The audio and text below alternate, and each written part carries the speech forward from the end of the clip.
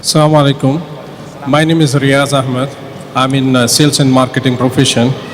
Well, my question to doctor is, we all know that the Western media is giving a wrong picture about Islam and Muslims.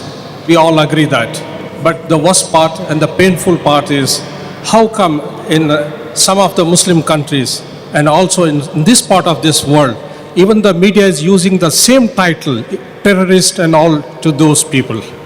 But there's a question that the non-Muslims are using media, and unfortunately some of the Muslims are using that word. So that's what I'm asking. You have to go and ask those people, not me. You have to ask those people.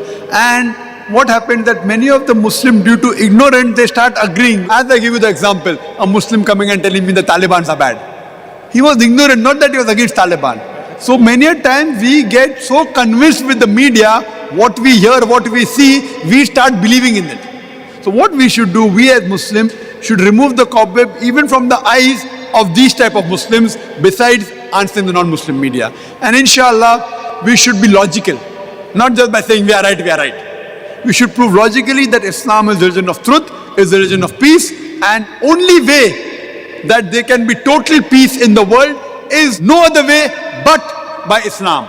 Allah says in the Quran in Surah Al-Imran, chapter number 3, verse number 19, Inna Deena Indallahi al-Islam. The only way of life accepted is Islam. That is peace acquired by submitting our will to Allah subhanahu wa ta'ala.